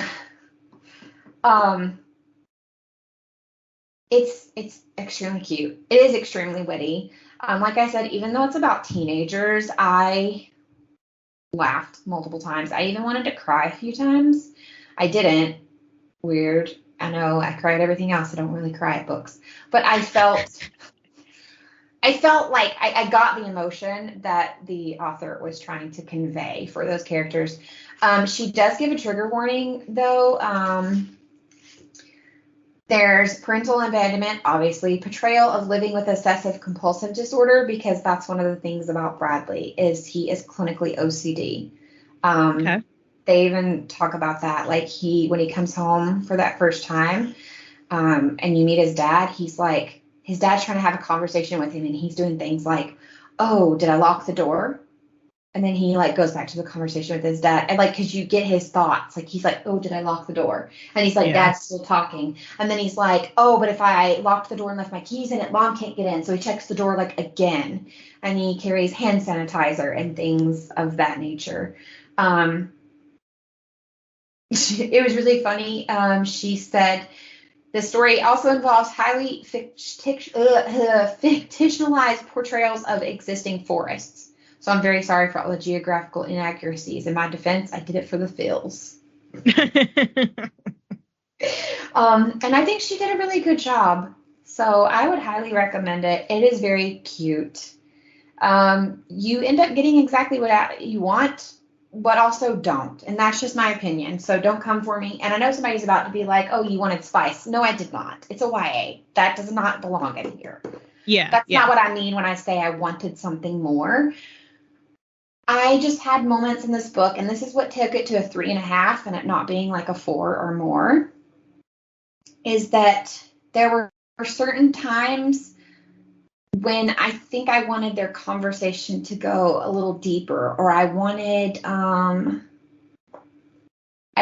she was feeling to be explained a little better. And again, maybe that's because it was written as if they're 17. I mean, if she wrote it as a 28-year-old, it wouldn't make sense as 2 teenagers. But at the same time, there was just something more that I wanted. And I don't know exactly. No, it's kind of like me. I wanted something more with mine. That's what kept it from a 5. Yeah. So I gave it, like, you can't really give 3.5 on Goodreads. So I think I clicked 3 stars, but I feel like it's more of a 3.5. I have several people I would highly recommend this book to, or even purchase it for them as a gift. I did a combination of the actual book and audio, because my brain is weird like that. I I recommend, if you're an audio person, the narrators, there's two. There's one that does Brad and one that does Celine. They are fantastic, both of them. The book itself is a very quick read. Like my copy here is like 319 pages. I got it done in like 2 days, like doing chunks, especially taking it to go with me via audio. Yeah. So yeah, I would absolutely highly recommend it. And I had only, like I said, I'd only ever read one other of Talia Hibbert's works. But after reading the second one, I want to finish the Chloe Brown series. Apparently there's 3 total. I want to finish that, and I would love to read more of her work because apparently she does do the spicy. Yes. I looked on her website and it said like sensual, sexual romance, something along those lines. And I was like, oh, okay. Oh, diverse romance. Yeah, that's her tagline for her. Yeah. And listen, when you go look up her author picture, she's a girl that pulls off a red lip extremely well. I would just like to put that out there. Like, well, she is gorgeous. She is gorgeous, like stunning. And like, she's never going to hear this, but ma'am, if you do, like, keep on with that red lip, girl. You rock. There are some people where I'm like, please don't do the red lip. She pulls it off very well. This book actually just came out in 2023 too, so it's a fairly recent book. But yeah, I would highly recommend her. I know, and I will say, I actually mentioned this to Bianca as well. This is one of those that I bought strictly for the cover and because I knew that I was familiar with the author's name when this book first came out. And it's one of those covers that some people are like, oh, I'm so over it. It's like the cutesy. It's like the cute cartoon. Yeah. But when you read this book, this cover is this book. Like, it is just top notch. So good job, ma'am. Good job. Well, now we will get into our recent reads and acquisitions. Mm-hmm. Do you have any other Black authors that you would like to mention, or are you going to do that in your reads and acquisitions? Dang, you put me on the spot. Sorry, I should have asked you before. I will say I almost read Children of Blood and Bone by Tomi Adeyemi. It's so good. I almost picked that one, but I picked My Sister the Serial Killer because I can also use it for a work assignment, so I double dipped. I don't blame you. Oh, I'm knocking things off the shelf. Are you a cat? Well, I did knock the Cheshire Cat off the shelf, so. Is he okay? He's okay. He made a hard plastic. He was a cake decoration on one of my birthday cakes, so he good. Oh, okay. He good. He good. But yeah, I almost read Children of Blood and Bone, but I decided not to. If I can get to it this month, I'm not even going to say that. I'm not going to get to it this month. You might, maybe may. If not, you'll get to it someday. Yes. It has. I literally owned the first edition when it was published, however, back in 2018, I think. Because I bought it because I knew we were moving to Pensacola, and I was like, I need good books to read since I'm not going to know anything to do in Pensacola, and it's just kind of been sitting there.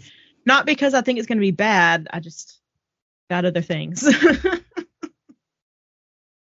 Maybe we'll do that for my birthday month. I don't know. We'll see. Okay. Are there any that you want to mention? Yes, I would actually really like, quickly, some of them I have a title to go with their name. There's just a few, though.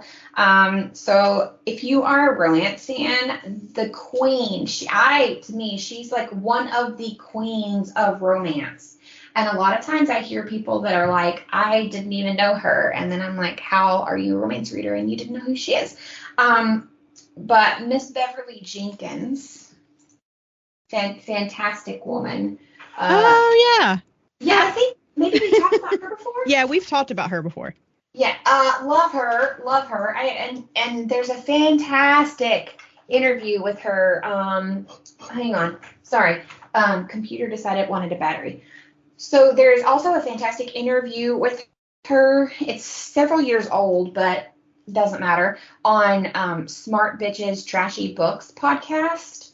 Obviously continue to listen to us, but also add them to your repertoire if you are anywhere, if you are a romance person. If not, they're probably not for you, but fantastic interview with her over there. And then one that I found myself, and I'm in her author group on Facebook, and she's just super funny, and she writes some fantastic books, and a lot of hers are not very long. I think she is the queen of writing what I didn't know I needed in my life, but they're great, and I call them holiday romances. She's got like a Thanksgiving one. She's got a Christmas one. What was her name? Danielle Allen. That name sounds familiar. I may have talked about her at one point.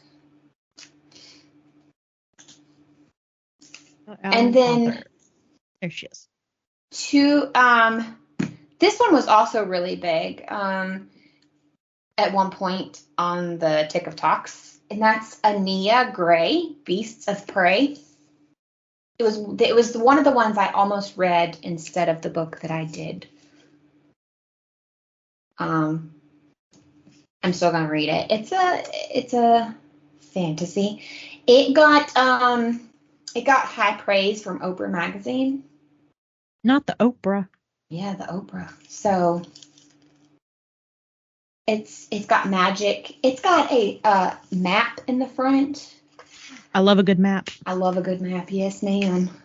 So recommend that. The other one that I almost read, so I want to give a shout out here, is Natasha Bowen's Skin of the Sea. It's like a Little Mermaid retelling, kind of. So I'm looking it up. It's an epic. Skin of the Sea. Mm-hmm. Oh, yeah. So I shout out to that one as well. Also, this one's not very long either. It's like 300 pages as well. Yeah. So highly recommend that one. Well, I can't let me rephrase that. I haven't read it yet. But hey, she's also Nigerian. Oh man, her curls. You gotta look up her. She got some fantastic curls. She's Nigerian and Welsh and lives in Cambridge. She's gorgeous too. She is. She's all these obsessed beautiful with Japanese and German stationery. Ma'am, I would love to gift you some German stationery for this beautiful cover that you gifted me on Skin of the Sea. I mean, you physically didn't gift it, but if you hadn't written this book, I would not have this in my hands. And then I found this one new on TikTok, and I asked you last month. I said to you when we started doing reads and acquisitions, I asked you the question, if you pre-order something, can you count it as an acquisition? And you said, no, it counts when you receive it. Yes. Okay, so this book is not out yet, but I feel like he is worth mentioning. His name is Ladarrion Williams, and he wrote a book about a young black man from Helena, Alabama, with ancestral magic. And he can cast spells, conjure hurricanes, and teleport through time and space. He also can burn the world down with his blue ancestral fire. What in the world? I don't know, but it comes out May 7th, 2024, and this man with his TikTok made me go pre-order. What was the name of the book? The book itself is called Blood at the Root. I'm adding it to the show notes. Perfect. He's actually coming out through Penguin Random House. So, Mr. Ladarrion Williams, I am looking forward to your first book. Sounds good. Yeah, it says he said something, and I think it took him like 14 years to complete this. And I don't know It says he's also a playwright and filmmaker. He's from Panama City, by the way. He is Southern boy. He is a Southern boy. So him writing. Wait, hang on. I believe he's from Panama City. Let me look that up again and make sure I have it correct. No, he's from Alabaster. He's from Alabaster, and he was an actor at the Birmingham Children's Theater. Oh. He is a Southern boy. Yeah. Which makes me even more glad to read a book, because he is gonna absolutely know the areas that he's talking about in this. So I'm looking forward to this. Apparently, as of 3 hours ago, he posted and said that Barnes & Noble is doing a sweepstakes for his book. You pre-order to be entered for a chance to win a branded university pennant and branded hoodie, leather backpack, Stanley tumbler, and a 2024 year task planner if you purchase from Barnes & Noble. Cool. That's a nice little sweepstakes. So, yeah, I just found him. He was the one I was referring to when I was like, is that considered a pre-order? And then I was like, wait, I can talk about him next month. So those are Black authors. There are so many more that deserve all the recognition. But these are the ones that some of the ones I currently have on my bookshelf and that I feel deserve a little love. So, yeah. So, recent reads and acquisitions. Bianca, what you got? I am currently reading Weyward by Emilia Hart. So good to read. After it won 2 Goodreads Choice Awards last year, and then you were like, Bianca, you need to read this book. I was like, fine. It was one of my 5 stars. I only have 100 pages left. I will finish it tonight, most likely. It's been good. It's been good, but it's about to get real good. It's so sad. It really is, though. But I was reading it at work, and I had to put it down on my break, and I was like, I gotta go walk around or something for the rest of my break, because now I'm just depressed. But I will say, I'm not spoiling anything here for you or the peoples, but it just desserts. Okay, let me just say that. Oh, okay, good. I'm glad you said that, because if it ends as bad as pretty much it's been, I'm like, I need a Xanax or something. I don't know. No, I was pleased. I was very pleased with the ending. I'm gonna be honest. I was pleased with the ending. Okay. One of my recent reads, actually 3. Sorry, I can't count. 3 of my recent reads. The Things We Leave Unfinished by Rebecca Yarros. I wanted to read something besides Fourth Wing from her to see if I actually liked her writing and not just that one-off fantasy. I'm interested as well. I heard she does a lot more spicy, though. This one wasn't, it has some spice in it, but it wasn't straight up smut, if that makes sense. The story. We got some straight up. There were a couple of scenes that I was just like, okay, I'm skipping these 5 pages here. But the story itself was really good. I gave it, what did I give it? Rolled too far. I gave it 4 stars. About a woman whose grandmother has died, and the grandmother was a very famous author, and her publisher wants to bring in a ghost author to finish up her last unpublished book.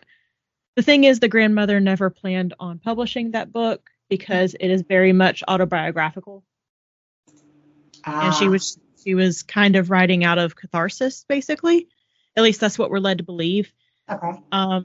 It's very much enemies to lovers, so if you're into that trope, this is right up your alley. But I really enjoyed it. I will definitely read all the other Rebecca Yarros books. I think she just became a one-click author for me. Nice. I also read a book that you're going to be mad at me for reading. Why? Home is Where the Bodies Are by Jeneva. We already know I'm mad at you. We had a whole exchange about this. So Bianca got approved for the an arc. The arc, and I did not, and I was very bitter for a moment. Well, and then the nerve of this best friend of mine. I just finished the book. I'm just kidding. I'm glad one of us got it, honestly. I think we all know I was not the Perfect Marriage's #1 fan. No, you were not. And listen, I really wasn't either. I hated that book. But you went on and on about how her other books were just great. She had become a one-click author for you. So I was like, if I get approved for this through NetGalley, I won't be mad because then I'll read it for free, stuff like that. I got approved, and it was really good. I gave it 3 stars because, once again, we had some more Geneva Rose inaccuracies. And I'm so frustrated by that because she went and spent time with that police department, asked all those questions to not have this happen again. Well, to be fair, this time it doesn't have to do with the law side of things. This time it's on the tech side of things. That's right. You asked your husband. Yeah. The brother in the book is supposed to be like this tech wizard, and he goes on like a few chapters of explaining how he's doing some techie stuff, and it just didn't sound right. So I turned to Brad, who is an IT nerd. I was like, hey, this character's doing this. Is that logical? And he was like, there's like a 99.99999% chance that cannot happen. I was like, okay, cool. And then he went on like this whole spiel of like explaining everything, and I was like, Brad, I cannot follow what you're saying. But thank you for explaining this. That's like after 18 years, I actually know a good bit about helicopters that, one individual person like myself should not normally know. But sometimes my husband starts going, and I went from understanding the APU is doing something weird to just Charlie Brown's teacher. Just, But I did give Home is Where the Bodies Are 3 stars. I think if that techie stuff hadn't happened, I would have given it 4. It is a very short book. It's not long at all. It's an easy read. It comes out in smaller. April, I want to say. I was just trying to see, and I got distracted. It comes out April 30th, so soon. I can get it soon. You got like 2.5 months. I already pre-ordered it. It'll be there. And then another one of my recent reads is The Villa by Rachel Hawkins. Mm-hmm. Rachel Hawkins is just a one-click author for me. The Villa it's a revenge story. That's the best way to sum it up, is a revenge story. I would recommend it. I gave it, what did I give it? This thing for you. Lost it. I gave it like 3 or 4 stars. I forget what I gave it. Okay. Some of my acquisitions. I finally did acquire The Heiress, also by Rachel Hawkins. It stayed sold out of my local Barnes & Noble for weeks, and my local independent bookstore stayed sold out for weeks. You gave The Villa 3 stars. Did I? Okay. Mm-hmm.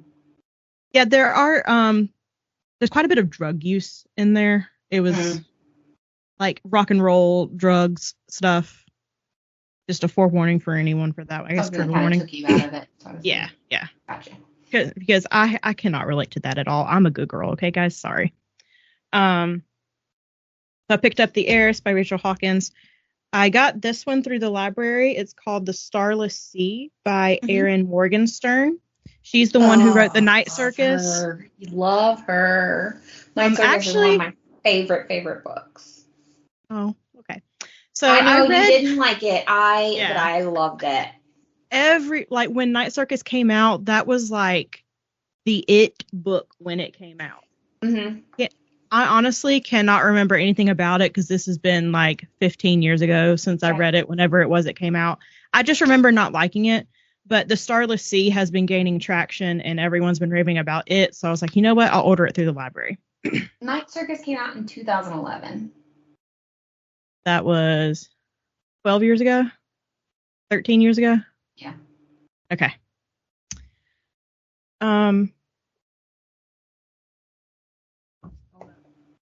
parse up my books here. So I got a little Barnes & Noble haul here. Sweet. The one day that I went to Barnes & Noble, they had a local author there promoting and signing her books. So I picked this one up. It is called The Lightkeeper by Christina Wallace, and she signed it for me, and she gave me a cute little bookmark, and it's adorable. It's a children's book. When a misadventure cleaning out the attic leads Isaac to release a fairy trapped in a glass ball of light, he believes he struck gold in the form of wishes. That sounds like a Miranda book. Yes. All he has to do is mention the name that was engraved on the ball, and the indebted fairy would grant him any 3 wishes he wants. It's kind of like a genie. Yes. The way she was describing it sounded super cute, and she was there signing, and I couldn't say no because she was a sweetheart. Absolutely not. Another one I picked up is called Threads That Bind by Kika Hatzopoulou. I've heard about this one, but I have not read it. So the cover is absolutely this. I can't get over the cover, and it was on sale. I think it was like half off. They were doing a half off hardcover sale, so I got that one. And I also picked up The City of Stardust by Georgia Summers. Another gorgeous cover. I'm a sucker for a good cover, you guys. Me too. The tagline is "Once there was a key to elsewhere," and I was like, "Yep, that's a Bianca book. We're taking that home." The final 3 I'm going to mention, I got at the local public library book sale where all their books were only $1. Yeah, and you two were supposed to tell me what you got, and nobody ever told me what they bought that day. I'm sorry. I'm telling you now. At least I did tell Sabrina because it was like storming so bad the day you guys went. I was like, let me know you made it safe to Bianca's, and she's like, I made it. And then like I didn't hear anything from either of you. It's because we got drowned like rats. But you got the books, so. That is true. I got The Shape of Sand by Marjorie Eccles. I don't know this one. It also has a very pretty cover. The tagline is "The answer to a 40-year-old mystery only brings more disturbing questions." I am in. Yep. The other 2 I picked up are YA. Well, I think technically this one's a children's book. The Miracle Girl by Andrew Rowe. I do not know this one. It's about a girl who she like is basically in a coma, unable to move or speak, and then one day this visitor comes to see her, and she's miraculously healed. I was gonna say, whispers that she murdered someone? No, she is miraculously healed, and no one knows how or why. And then the final book I picked up is More Than This by Patrick Ness. This is a YA book. A boy named Seth drowns, desperate and alone in his final moments. But then when he wakes, he is naked, thirsty, starving, but alive. How is this possible? He remembers dying. How is he here? So he's going to figure out what's going on. How did he get here? All that good stuff. That sounds absolutely terrifying. Like to me, that I mean the book, not the book, but like that situation seems terrifying. Yeah. No thanks.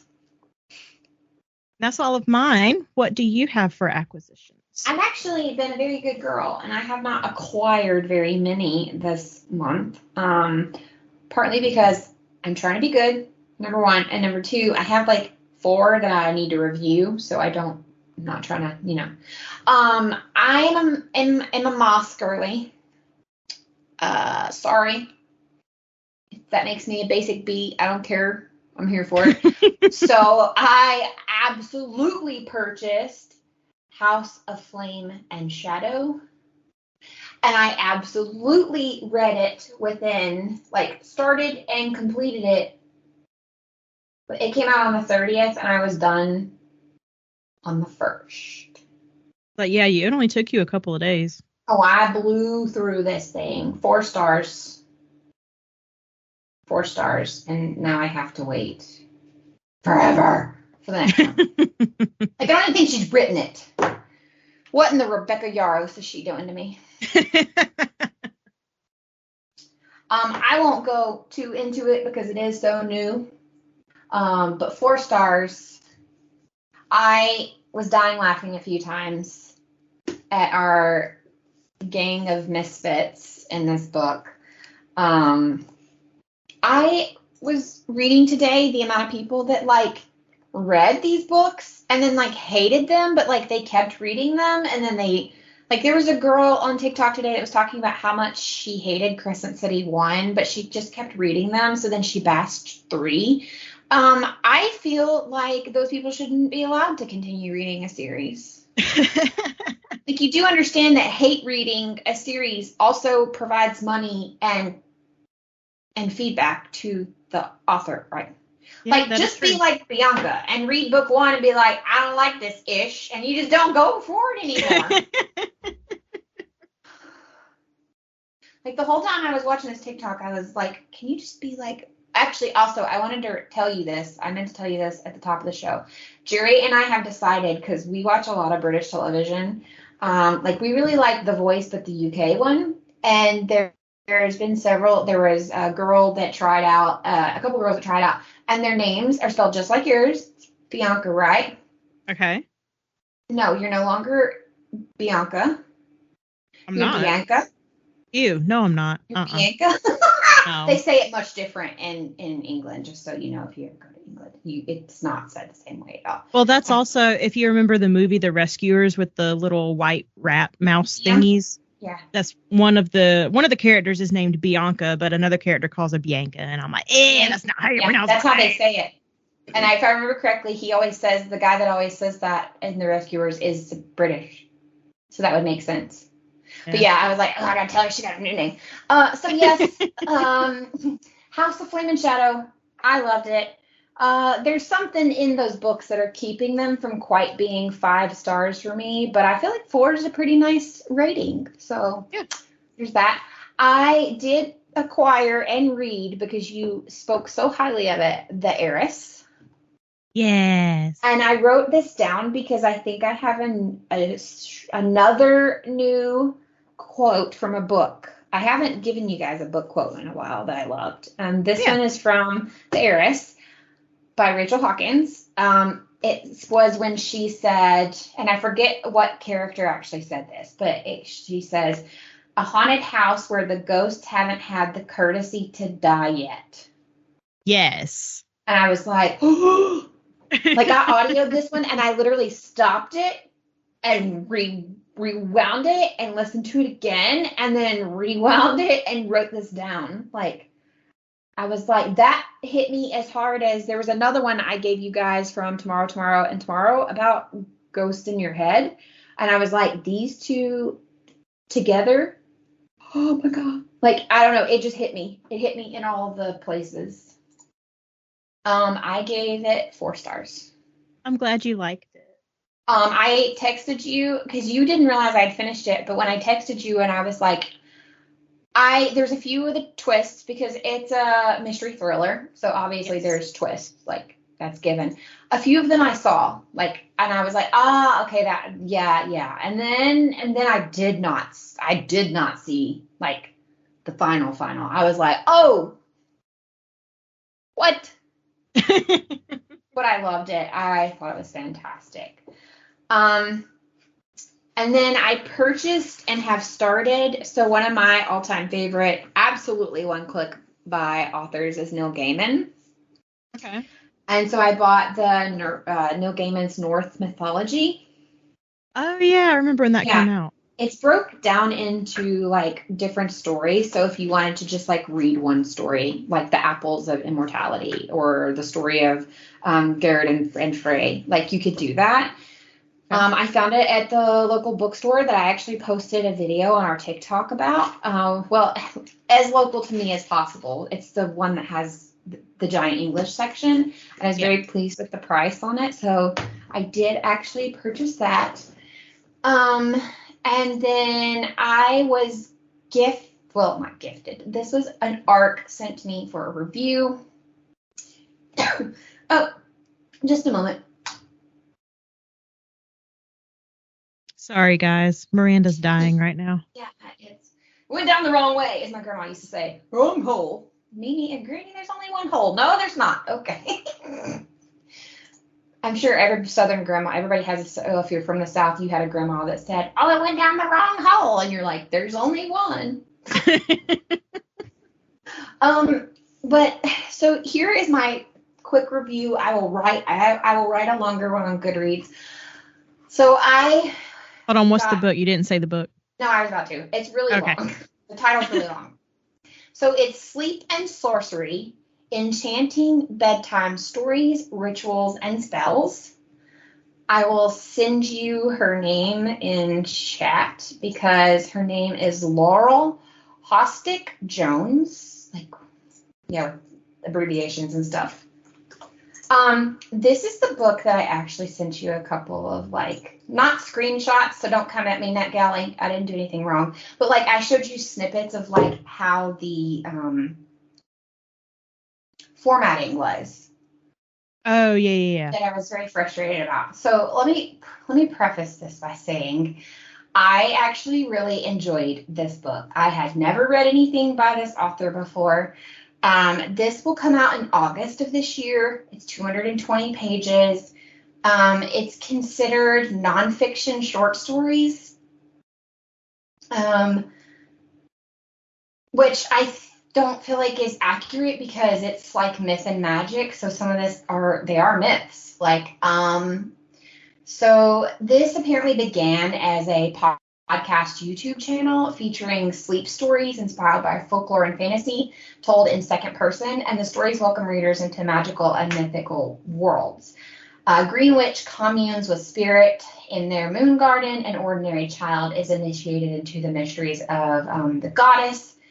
A sleeper meets the weaver of all dreams, and so on and so forth. There's the work with mythological themes and the will of the year. So if that's not something that you're comfortable with, this is probably not the book for you. But the stories and the myths were fantastic. The problem I had with the book, and I understand a lot of times when you get a book from NetGalley, they will tell you, or an advanced reader's copy in general, they will tell you that this might not be the original formatting of the book. And that is fine, especially since it doesn't even come out till August, right? However, I'm supposed to review it based on the version of the copy that I received. And for that, I have to give it 3 stars because while the stories themselves and the information that is actually informational part was fantastic, the formatting was so horrible. Yeah, you sent me a picture of it, and it was almost... It seriously removed me from the book multiple times.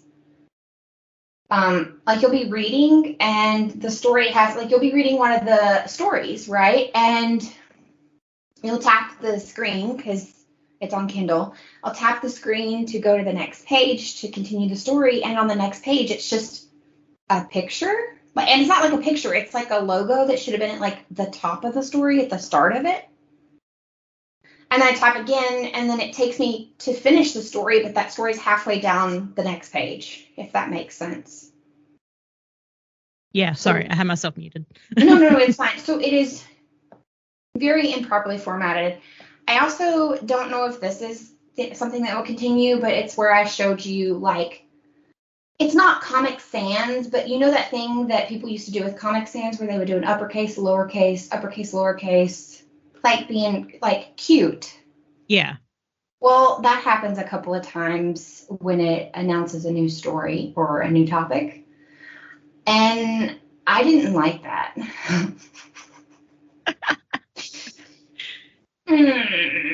So I read some of the other reviews to see if it was just me. And I don't know if maybe I got a bad copy. I don't know if maybe when I told it, yes, I read on Kindle, send it to my Kindle.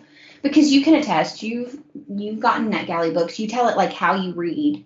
Yeah. And then it sends it to you in whatever form. So, you say Kindle or EPUB or whatever. And I don't know if maybe I just got a bad one. But the stories themselves were fantastic. I thought they were very beautiful. I love fairy tales. I love mythical creatures and things like that.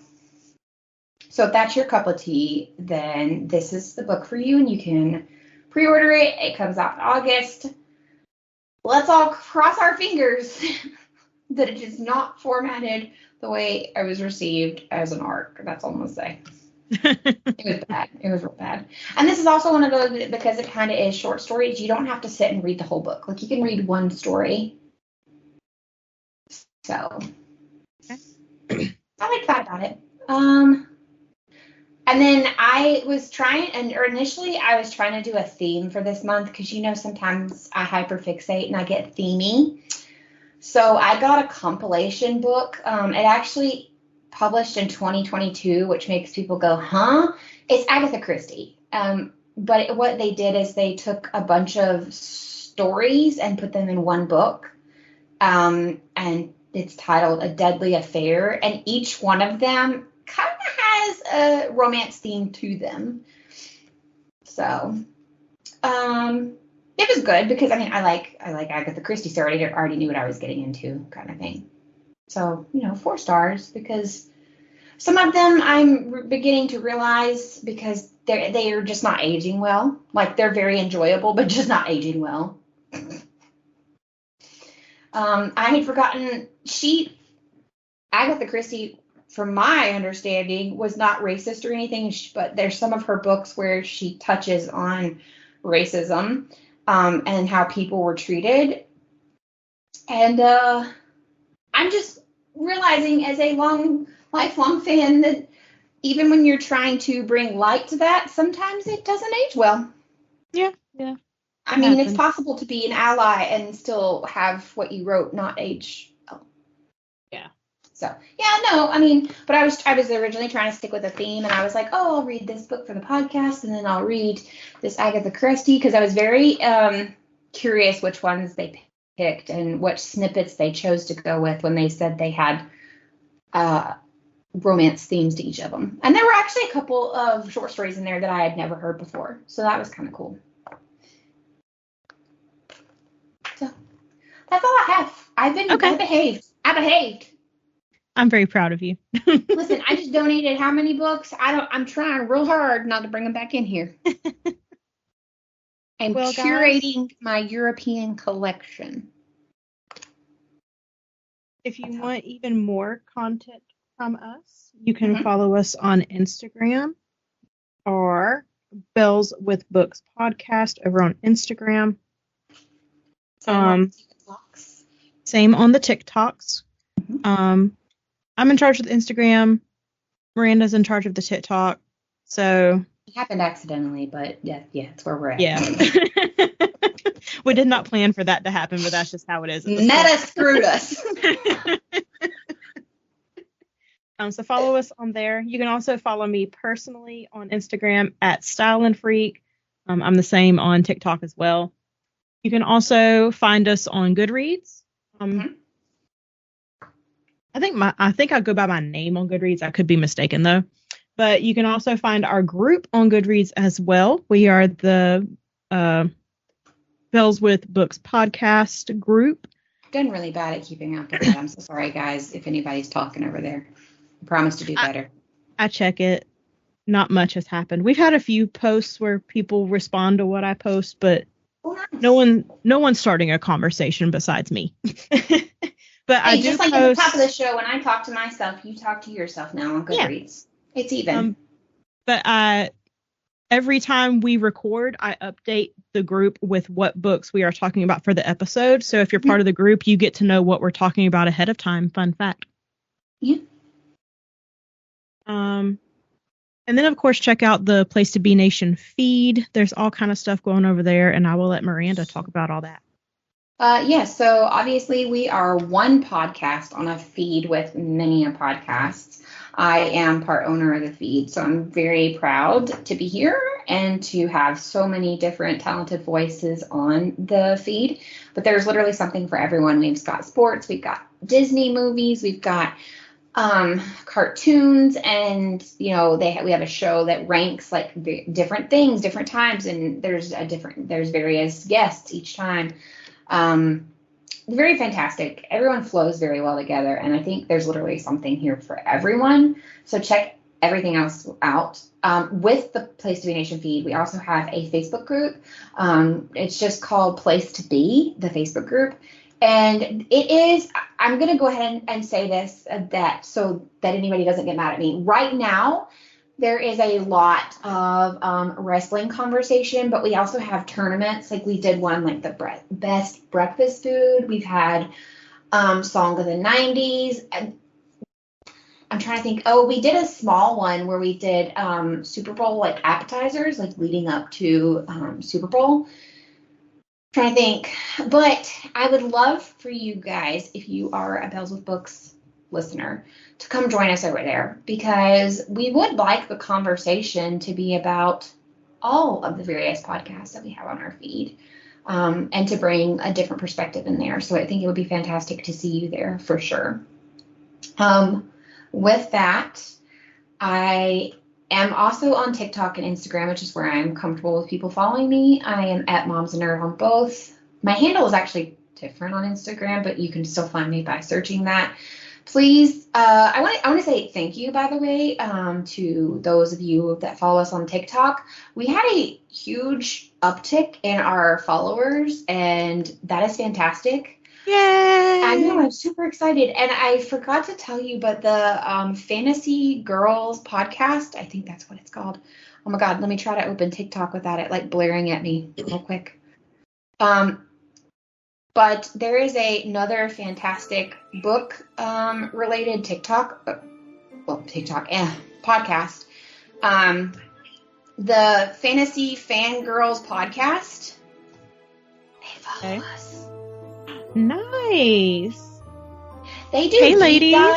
Yeah, hey, girls. I know they listen to us, but they follow us on the TikTok. They do some deep dives in the Mosh universe and the Yarros world. So check them out too. Thanks for following us, and thank you to everyone, not just them that follow us. I forget what number we're at, but we.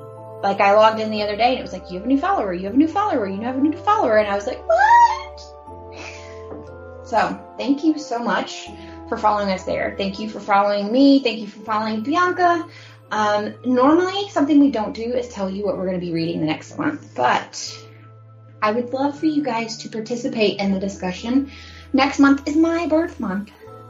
So, I got to choose.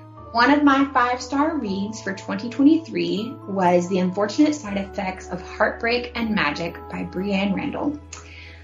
And so I have chosen that this is the book that I will reread again, and Bianca will read for the first time, and we're going to have a deep discussion. Plan for spoilers. So, if you would like to read in advance so that you don't get spoiled and you can join along with us, please pick that book up and come back here. And we'll see you next month. And of course, always keep reading.